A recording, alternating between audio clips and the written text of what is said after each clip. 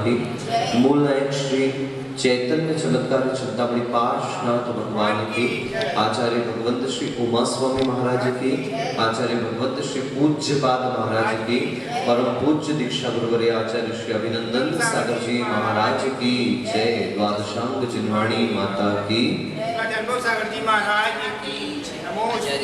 आज का प्रकरण थोड़ा सा व्याकरण शब्दों को लेकर के है। कल हम लोगों ने ये देख लिया था कि सम्यक दर्शन, सम्यक ज्ञान और सम्यक चारित्र, इन तीनों की एकता का नाम मोक्ष मार्ग है। यानी इसमें न्यूनाधिकता जो होगी वो तो चल जाएगी, लेकिन अभाव से काम नहीं चलने वाला। हो सकता है श्रद्धान अभी मात्र क्षेयोक्षम सम्यक्त्व हो, है ना, हो सकता है छायिक सम्यक्त्व हो, लेकिन वो जीव असंयत सम्यक दृष्टि हो।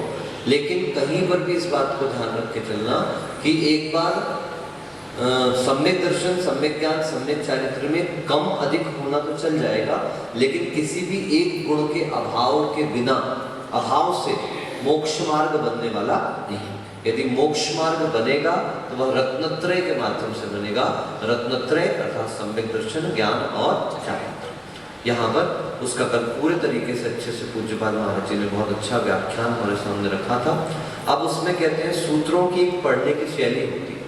पहला सूत्र अपन ने पढ़ा था सम्यक दर्शन ज्ञान चारित्राणि मोक्ष मार्ग। अब आचार्य महाराज उसी के एक एक शब्द की व्याख्या क्रमशः प्रारंभ कर रहे हैं। ठीक है, तो वही कर रहे हैं। तत्र आदौ उद्दिष्टस्य सम्यक दर्शनस्य लक्षण निर्देशार्थम इदम उच्यते। अब यहाँ पर उसमें आदि में जो सबसे पहले आदौ उद्दिष्टस्य, सूत्र के सबसे प्रथम में जो शब्द रखा था सम्यक दर्शन, उसके लक्षण का निर्देश करने के लिए अगला सूत्र कहते हैं तत्वार्थ श्रद्धानम सम्यक दर्शनम। तत्वार्थ श्रद्धानम सम्यक दर्शनम। बहुत अच्छा, पहले सूत्र को देख ले। इसमें अपन संधियां तोड़ सकते हैं। तत्व, अर्थ, श्रद्धानम सम्यक दर्शनम। तत्व और उसके अर्थ पर श्रद्धान का होना, यह सम्यक दर्शन कहलाता है। वो क्या तत्व है, क्या अर्थ है, वो आपकी टीका में आपको स्पष्ट होगा। तत्व शब्दों भाव सामान्यवाची, जहां पर भी त्व प्रत्यय लग जाता है वो भाववाचक हो जाता है। क्या हो जाता है? भाववाचक। सामान्य से क्रियावाचक ना होकर क्या हो जाता है? भाववाचक हो जाता है। कथम, कैसे भैया? कहते तदिति सर्वनाम पदम। तद जो है वो सर्वनाम पद है। सर्वनाम का मतलब किसी नाम के विशेषता बताने वाला, किसी नाम के बारे में बताने वाला, या किसी नाम की जगह प्रयुक्त होने वाला जो शब्द होता है उसको क्या कहा जाता है? सर्वनाम कहा जाता है। सर्वनाम च सामान्ये वर्तते। जो सर्वनाम तो सामान्य में प्रवर्तन करता है। सर्वेषां नामः, सभी नामों में चल सकता है। जहां जैसी इच्छा हो वहां उसका प्रयोग किया जा सकता है। तस्य भावस्तत्वम,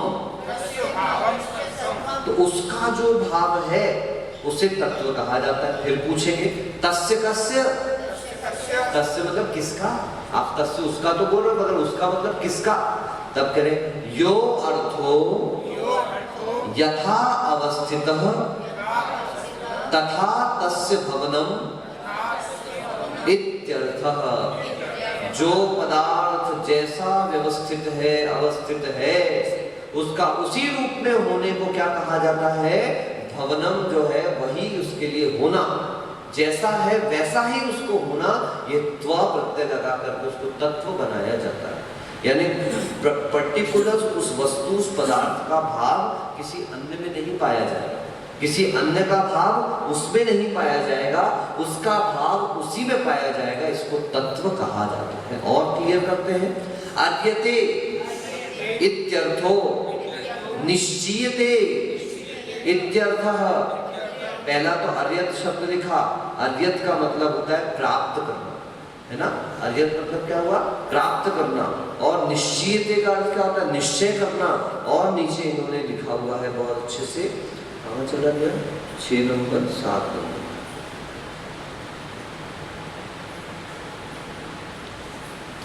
अध्यते, गम्यते, ज्ञायते, निश्चयते इत्यर्थ। मतलब उसका अर्थ बताया जा रहा है कि जो जैसा पदार्थ व्यवस्थित है उसको उसी रूप में जान लेना, उसको उसी रूप में समझ लेना, उसका उसी रूप में निश्चय कर लेना, यह तत्व है। तत्वेन अर्थः तत्वार्थः,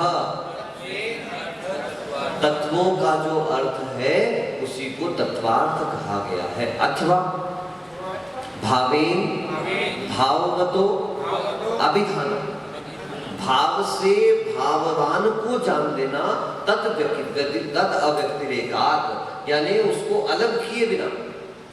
अपन भाव मतलब उसको समझने के लिए अलग कर रहे हैं, लेकिन भाव को कभी उस तत्व से अलग नहीं किया जा सकता, लेकिन हम बता रहे हैं, बताने के लिए उसको अलग अलग किया जा रहा है।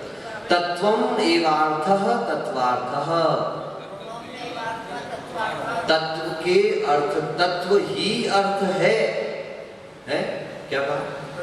तत्व, तत्वम एव अर्थ, तत्व ही अर्थ है। अब महाराज जी तो बड़ी उल्टी सीधी बात हो, पहले आप कह रहे थे तत्व और उसके अर्थ पर श्रद्धा होना, यहाँ पर आचार्य कहना चाह रहे हैं कि जो पदार्थ जैसा है, जैसे ये बात हम कहते हैं तो सारी परिभाषाएं इसी में समाप्त हो जाती है। To know the things as it is, जो जैसा है उसी रूप में उसी भाव के साथ उसको जानना। लेकिन हम लोग क्या कर रहे हैं? विभाव के साथ जानना, और जो विभाव के साथ जाना जा रहा है उसको अर्थ नहीं कहा जाएगा। अर्थ को उसको कहा जाएगा जिस पदार्थ का, जिस वस्तु का, जिस गुण का जैसा भाव है उसी को उसका अर्थ कहा जाएगा। स्वभाव कहाँ पर बेटा? कहाँ पर? ऊपर ऊपर बोल रहे हो, किस जगह पे? जगह बताओ।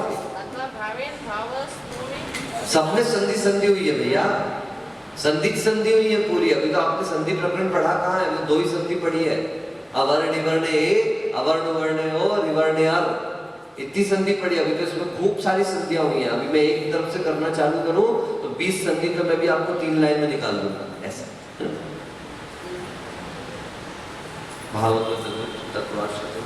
तत्वार्थस्य श्रद्धानम, तत्वार्थ श्रद्धानम, यानी तत्व अर्थ पर श्रद्धान करना तत्वार्थ श्रद्धानम है। सम्यक दर्शनम प्रति एतव्यम, इसे सम्यक दर्शन की तरफ ले जाना चाहिए, यानी तत्वार्थ के श्रद्धान को सम्यक दर्शन कहा जाता है।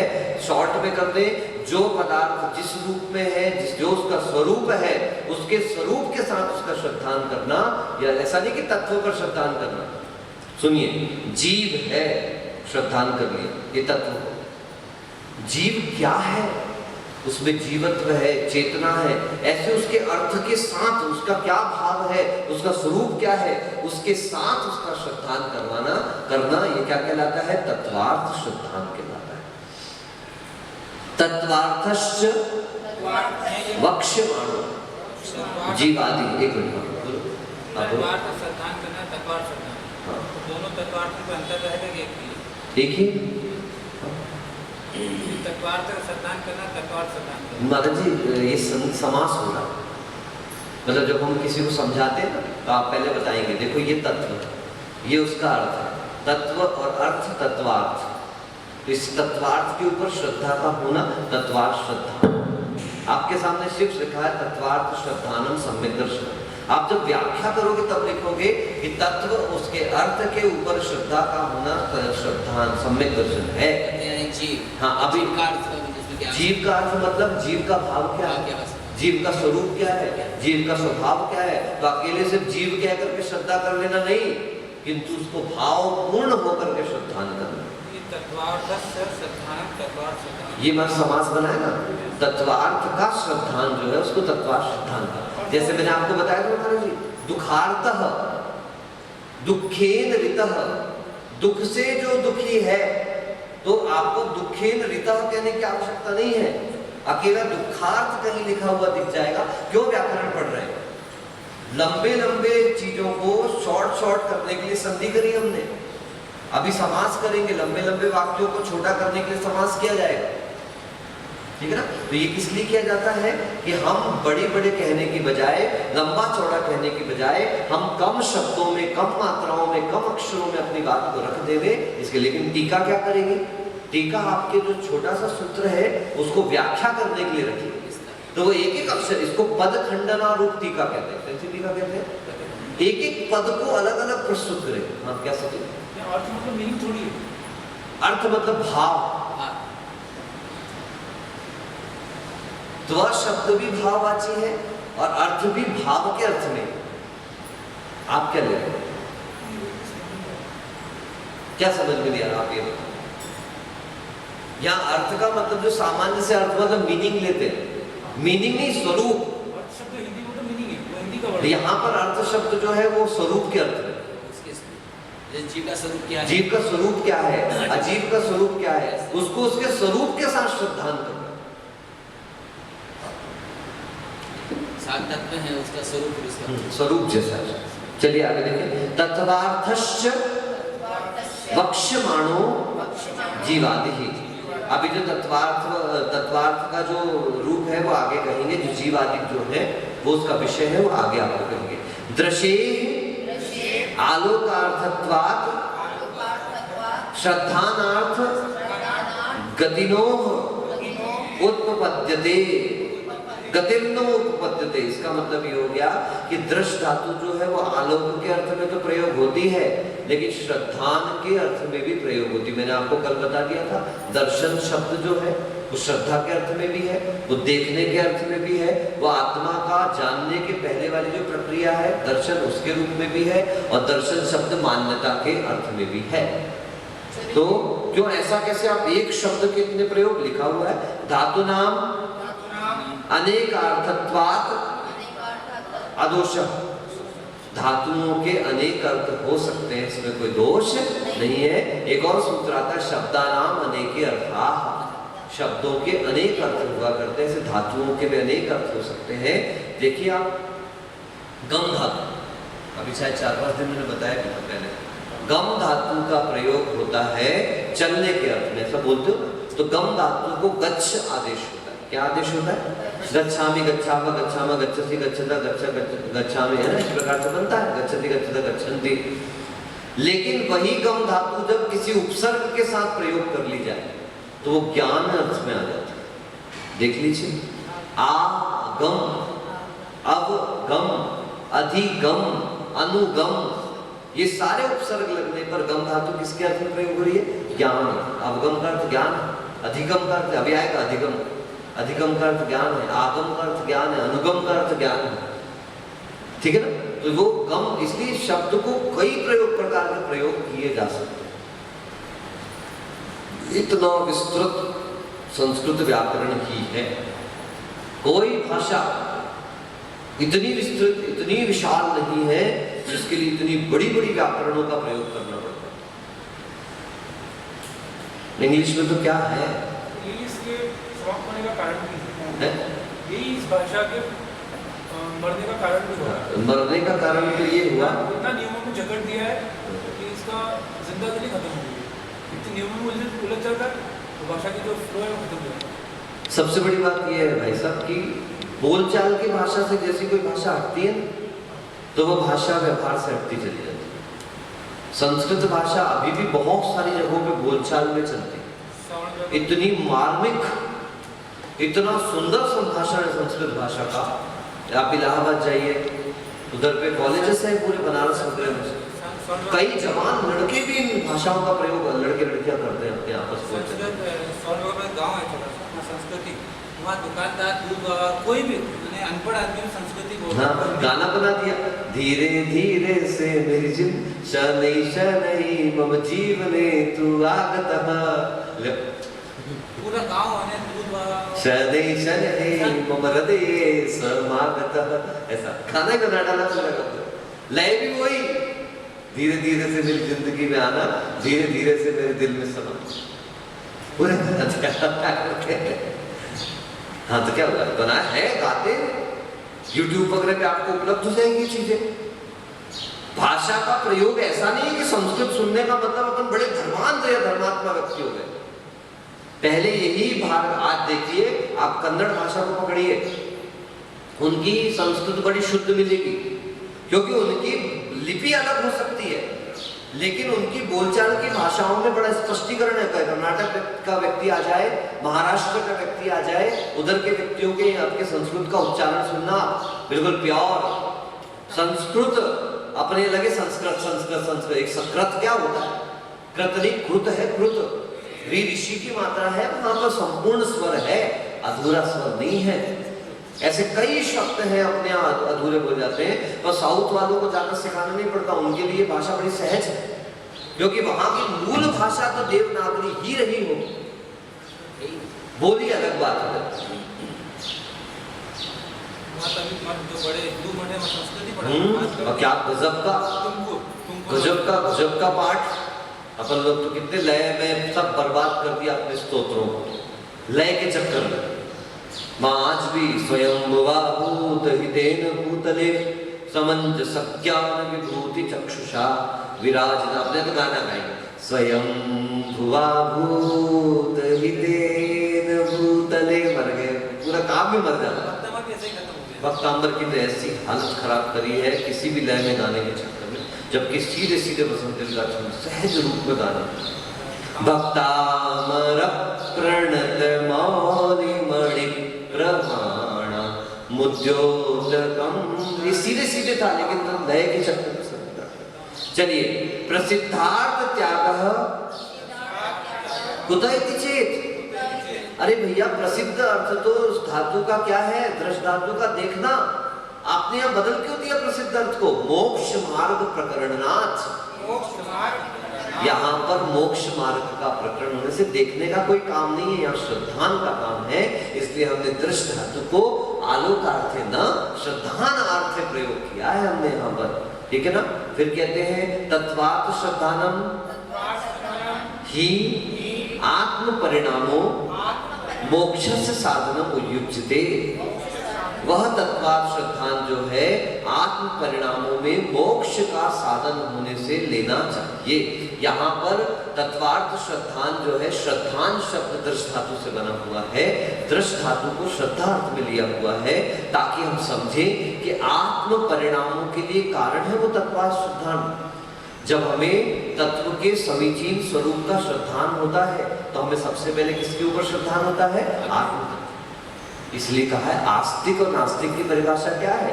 अन्य मतावलंबी कहते हैं नास्तिक मतलब जिसको ईश्वर पर श्रद्धा नहीं, आस्तिक मतलब जिसको ईश्वर पर श्रद्धा है। और जैनाचार्य क्या कहते हैं? मम आत्मा ईश्वरः इति श्रद्धानम आस्तिकत्वम, अपनी ही आत्मा के अस्तित्व पर जिसका श्रद्धान है वो आस्तिक, और जिसे आत्म तत्व पर श्रद्धान नहीं है, आत्मा जैसे किसको स्वीकार ही नहीं कर रहा, वो नास्तिक। विश्व के मैक्सिमम मत आस्तिक हैं, क्योंकि ईश्वर रूप को तो सभी लोग स्वीकार करते हैं, आत्मा के अस्तित्व को स्वीकार करते हैं। कुछ ही गिने चुने मत हैं जो आत्मा के अस्तित्व को स्वीकार नहीं करते। भव्य जीव विषयत्वात्, भव्य जीव का विषय होने से वह श्रद्धान जो है दृष्ट धातु श्रद्धा के अर्थ में प्रयोग किया। आलोकस्तु चक्षुरादि निमित्त, आलोक जो है वो तो चक्षु के निमित्त से होगा, है ना। किंतु सर्व संसारी जीव साधारणत्वात् न मोक्ष मार्गो युक्तः, ठीक है ना। आलोक जो है वो तो सब संसारी जीवों में हो सकता है, आंखें तो सबके पास है ना, चक्षु सबके पास है, तो फिर वो तो सभी में प्रयोग हो जाएगा। फिर सम्यक दर्शन में और सामान्य देखने में अंतर क्या रह जाएगा? बस किसी चीज को अच्छे दृष्टिकोण से देख लो तो वो सम्यक दर्शन हो जाएगा। क्या दृष्टिकोण सही हो गया? सम्यक दर्शन। दृष्टिकोण बस सही नहीं, उसके स्वरूप का ज्ञान समीचीन होना चाहिए, वो सम्यक दर्शन है। अर्थ श्रद्धानमिति चेत सर्वार्थ ग्रहण प्रसंगः, अर्थ श्रद्धान के लिए कह रहे हैं कि उसके सभी प्रकार के अर्थों को, यानी मूल रूप से तो उसके स्वरूप को ग्रहण करना, इसको जान लेना चाहिए। तत्वार्थ श्रद्धानमिति चेत भाव मात्र प्रसंगः, ठीक है ना। यदि तत्व श्रद्धान बस कह देते अपन तो मात्र भाव का संग्रह हो जाता, अर्थ का कह देते तो उसके सभी प्रकार के अर्थों का संग्रह हो जाता। किंतु जब हमने तत्वार्थ श्रद्धान कहा तो तत्व और उसके अर्थ सबका श्रद्धान तत्वार्थ श्रद्धान। सत्ता, द्रव्यत्व, गुणत्व, कर्मत्वादि तत्वमिति कैश्चित कल्पते इति। कहते हैं सत्ता को कोई तत्व कहता है, कोई द्रव्य को तत्व कहता है, कोई गुण को गुणत्व को तत्व कहता है, कोई कर्मत्व को तत्व कहता है। इस प्रकार के कई लोग कल्पना करते हैं। पूर्व में ही इसका स्पष्टीकरण किया गया था। तत्वम एकत्वम इति वा सर्वैक्य ग्रहण प्रसंगः। ये कह रहे हैं कि तत्व तो एक ही है। क्या? तत्व तो एक ही है। सर्वैक्य ग्रहण प्रसन्न, सबको एक ग्रहण ना कर लिया जाए, ऐसा बताने के लिए तत्व शब्द सामान्य से एक है, उसके प्रकार कई हो सकते हैं। ठीक है। पुरुष एव इदम सर्वम इत्यादि कैश्चित कल्पते। लोग पुरुष ही तत्व है, पुरुष एव इदम सर्वम, पुरुष ही सर्व प्रकार से तत्व है, ऐसा भी कोई मानते। कौन मानता है भैया? वैशेषिक। कौन मान रहे हैं? वैशेषिक मत, वेदांत मत वाले, वेद मत वाले जो होते हैं ना, वेदांती न, वो इस प्रकार से मान करके चलते हैं। तो वो कहते हैं नहीं भैया, तस्मात् अव्यभिचारार्थ उभय उभयोग उपादानम, इसका भी विवरण पहले किया जा चुका है। किसी प्रकार का व्यभिचार ना हो, इसलिए तत्व को अलग बताया, अर्थ को अलग बताया, और दोनों को साथ में बता करके उसके श्रद्धान को समझे। ना तो तत्व का श्रद्धान, ना तो अर्थ का श्रद्धान, किंतु तत्वार्थ श्रद्धान को सम्यक दर्शन कहते हैं। तत्व विधम वो दो प्रकार का होता है। सराग वीतराग विषय भेदात, प्रशम संवेग अनुकंपा अस्तिक्य आदि अभिव्यक्ति लक्षणम प्रथमम। दो प्रकार का सम्यक दर्शन बता दिया, एक सराग सम्यक दर्शन, एक वीतराग सम्यक दर्शन। उसमें से पहला वाला जो सराग सम्यक दर्शन है, प्रशम संवेग अनुकंपा और आस्तिक्य रूप जो अभिव्यक्ति रूप अपने सामने प्रस्तुत हो रहा है, वह सराग सम्यक दर्शन है। किंतु आत्म विशुद्धि मात्रम इतरथ, बोलिए, जो वीतराग सम्यक दर्शन है, आत्मा की विशुद्धि मात्र वीतराग सम्यक दर्शन है। इस प्रकार से सराग और वीतराग के भेद से बता दिया। कोई कैसे पहचाने कि मैं सम्यक दृष्टि हूं कि नहीं हूं? तो उन्होंने कहा ये चार आपके सामने छलनी है, ये चार थर्मामीटर पैरामीटर आपके सामने। पहला प्रशम, प्रशम शब्द का मतलब क्या हुआ? कषायों के शमन का भाव यदि मेरे अंदर है, मुझे क्रोध आए कोई बड़ी बात नहीं, मान आए कोई बड़ी बात नहीं, माया आए, लोभ आए, ये सब तो परिणाम आत्मा में उत्पन्न होंगे जब तक संसारी हैं। परंतु ऐसे परिणाम आने के बाद मैं उन परिणामों को दबाने का पुरुषार्थ कर रहा हूं कि नहीं कर रहा? अगर गुस्सा गलत है ऐसा मान रहा हूं, मान माया लोभ गलत है मुझे छोड़ना चाहिए ऐसा भाव आ रहा है, तो कौन सा भाव कहलाया? प्रशम भाव। दूसरा, संवेग भाव से पहचाने, संसार शरीर भोगों से भय मुझे है या नहीं है? मैं मुनि तो बन गया, किसी की देखा सीखी तो नहीं बन गया, इसलिए तो उन्होंने कहा अरे भाई क्या खाने मूड मुड़ाए तीन गुण, सर की मिट गई खाज, खाने को लड्डू मिले लोग कहे महाराज। कहीं इस भाव से तो महाराज नहीं बन गए? ऐसे भी थे घर में बहू खाना नहीं दे रही, पहले चलेगा अपने आप, खाना नहीं दे रहे, घर की स्थिति खराब है, मानसिकता घर में चली नहीं रहा है, गुरु जी के पास आए, हाँ अच्छी बात है, संसार के दुखों से त्रस्त होकर, ये भी दुख है ना एक प्रकार का। लेकिन अगर वो इसीलिए आया बस कि वहां तो खाने भी नहीं मिल रहा था इसलिए आगे, एक ऐसा नहीं हुआ तो दुख ही दुख था, दोनों में अंतर हो गया। दुख ही दुख था ये भाव करके इधर आया है तो ठीक है, और उस दुख से बच के यहाँ सुख मिल जाएगा ये सोच कर क्या आया तो गलत बात है, ठीक है ना। तो क्या कहलाया? ये संवेग, संसार शरीर भोगों से भय। उसके बाद बताया अनुकंपा, जीवों के प्रति दया का भाव है कि नहीं है, मन में करुणा भाव है कि नहीं है। आप चल रहे हो, उठ रहे हो, बैठ रहे हो, सामान रख रहे हो, धर रहे हो, क्रियाएं कर रहे हो, उसमें आप कितना अपने पिच्छिका आदि का प्रयोग कर रहे हो, कितना उठने बैठने में देखने आदि का प्रयोग कर रहे हो। आपका ध्यान रात्रि के समय चलने फिरने में इधर उधर तो नहीं है। आप सो रहे हो तो कहीं ऐसे नहीं जैसे गृहस्थ करवटे बदल रहा है, करवटे बदलते ऐसा तो नहीं चल रहा भैया। साधु को एक करवट सोना कितनी करवट? एक करवट का मतलब नहीं एक करवट पड़े तो बस रात भर पलटने भी पलटना है तो पहले पिछिका से मार्जन करना है रात्रि में, उसके बाद पलटना है। अपने तो क्या पीछे टांग दी खुटिया पे और सो गए बिस्तर पे, ऐसा नहीं साहब। ये शो पीस पीछे तो टांग दी साइड में बिल्कुल